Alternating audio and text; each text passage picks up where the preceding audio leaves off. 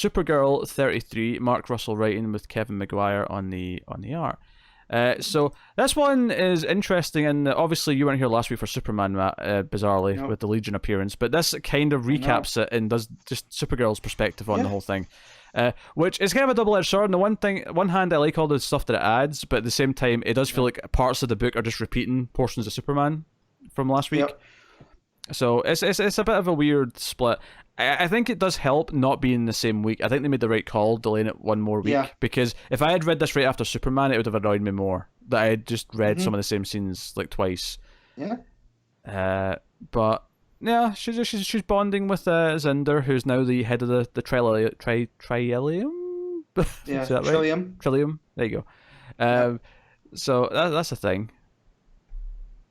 And we get, so now that there's going to be United Planets and whatnot, because they can't do things in secret, Clark pulls her aside, and, to talk about what that's going to mean going forward.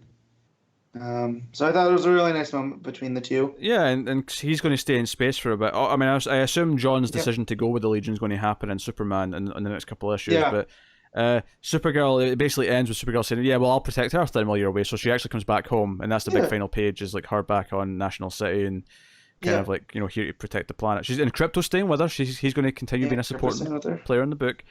So she ends up back in National City with the yellow sun. And we get to get back to more, not so much spacefaring Supergirl. So makes me wonder where this is going to go, which is a good sign. Yeah. Zar's axe has lost all of its energy, all of its like anger kind of properties, which is cool. We get like her perspective of the fight with Zar, where she hits him with the axe, which is cool. Yep. I guess the other little nice thing to sort of throw in here that I kind of liked was her and John just kind of bantering at times and cracking jokes about the sort of food that they'll serve and stuff on Thanagar. But I mean, ultimately, a lot of the scenes were just kind of playing out the stuff that we'd already seen in Superman. So not a whole lot to say on this particular issue. But I will say Maguire's art's not as crisp as it normally is.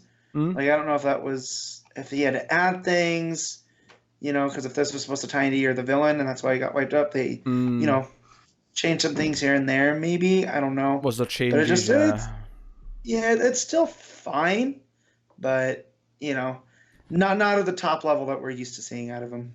Yeah, that's fair. Maybe not quite as strong, even though it's normally great. Here it's just good with the odd sort of rough patch.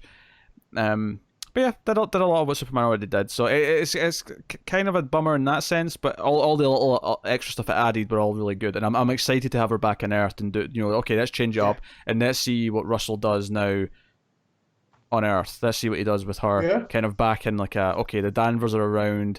Are they like supporting characters now? Or what's the are we dealing with Catco again potentially? Like what are we doing? Yeah. So cheers to see. What are you giving this issue, Matt? I'm gonna give this an 8.5. No, I'm not. I just want to see what Pete was gonna do. Laugh hysterically. This is 7.5. I think that's fair. I'll probably give it a 7 as well. I think what's interesting though is if I had read this before Superman, like, because I can't remember what I gave Superman last, probably an 8 or 8.5 or something like that. It probably would have swapped the ratings. I probably would have rated this higher and then rated Superman lower, because that would be the one that would be repeating some of the scenes. Right. So it's kind of funny how like this one's getting the short end of the stick, but it's it could have equally been the other way around. But no, I'll give it a 7. So it's still good, but it's repeating a lot of scenes from Superman. So if you're reading both, which I feel like a lot of people who read Supergirl are, then that's what it is.